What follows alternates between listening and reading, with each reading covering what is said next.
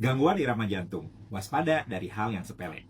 Halo semuanya, dengan Dr. Erta, spesialis jantung dan pembuluh darah dari Klinik Kiera. Kali ini, kita akan membahas zat-zat yang bisa bikin jantung itu berdetak tidak teratur, atau istilah medisnya itu aritmia.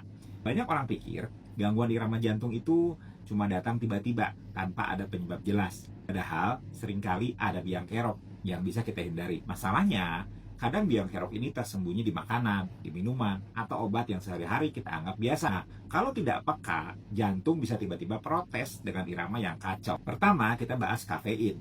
Minuman kopi, teh, energy drink, bahkan beberapa obat flu itu mengandung kafein yang bisa memicu detak jantung berdetak lebih cepat atau tidak teratur pada orang yang sensitif. Bukan berarti Anda harus langsung putus hubungan dengan kopi, tapi kalau jantung sering terasa dak-dikduk setelah minum, mungkin saatnya mengurangi dosis. Bayangkan jantung Anda itu seperti drum band. Kalau konduktornya itu kebanyakan semangat, ritmenya bisa berantakan. Kedua, alkohol. Banyak orang santai minum sedikit demi kesehatan, katanya. Tapi hati-hati ya, bukan cuma hati yang kena, jantung juga bisa terganggu.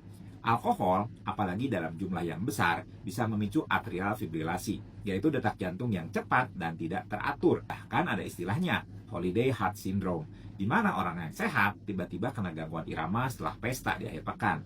Jadi, kalau misalnya mau jantungnya tenang, kendalikan gelasnya. Ketiga, nikotin, rokok, vape, atau tembakau kunyah itu sama aja. Semua bisa merangsang sistem saraf simpatik dan membuat detak jantung jadi cepat. Nikotin itu seperti orang yang terus-terusan menekan pedal gas mobil. Lama-lama, mesin jantung bisa kepanasan dan rusak. Jadi, kalau ada yang bilang vape aman, ingatlah bahwa jantung Anda itu tidak kenal istilah aman untuk zat perangsang.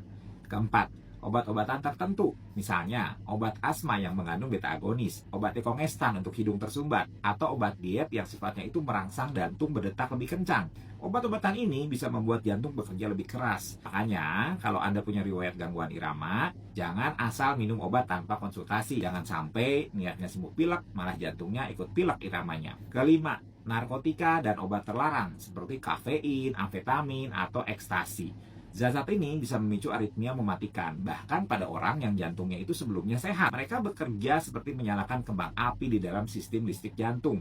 Indahnya mungkin di awal, tapi cepat berubah jadi bencana. Keenam, suplemen atau herbal tertentu. Misalnya, ginseng dalam dosis tinggi, ephedra, atau herbal pembakar lemak. Meski alami, bukan berarti bebas risiko. Banyak yang mengira kalau kemasannya itu ada gambar daun, artinya aman. Padahal, daun juga bisa jadi racun kalau salah jenis dan dosisnya. Ketujuh, ketidakseimbangan elektrolit. Kekurangan atau kelebihan kalium, magnesium, atau kalsium itu bisa mengacaukan impuls listrik di jantung.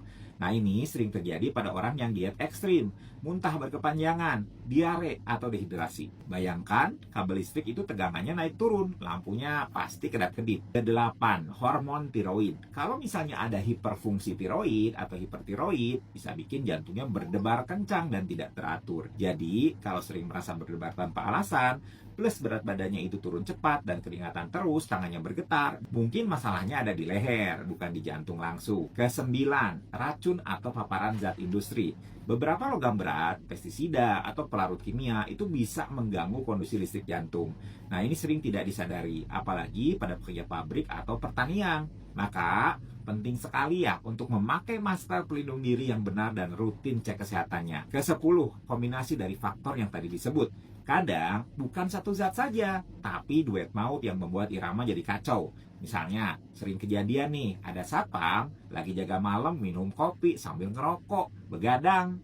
Ya sudah, besoknya masuk rumah sakit. Ada juga kasus orangnya pengen olahraga, pengen cepet berat badannya turun, jadi pengen olahraganya itu semangat. Jadi dia minum pre-energy drink lalu olahraga sampai keringetan. Bukannya sehat, malah masuk ke rumah sakit karena jantungnya mengalami gangguan irama. Jadi kombinasi beberapa faktor yang saya sebutkan tadi ini bisa meningkatkan risiko terjadinya gangguan irama. Intinya, jantung kita itu seperti maestro orkestra ya, perlu lingkungan yang mendukung biar iramanya itu indah dan teratur. Kalau kita terus memberinya gangguan dari zat-zat yang merusak, jangan kaget kalau suatu hari musiknya itu berubah jadi kacau. Jadi mulai sekarang jaga apa yang masuk ke tubuh Anda. Dengarkan sinyal dari jantung. Dan jangan lupa bagikan informasi ini ya. Siapa tahu dengan membagikannya Anda bisa menyelamatkan irama jantung orang lain.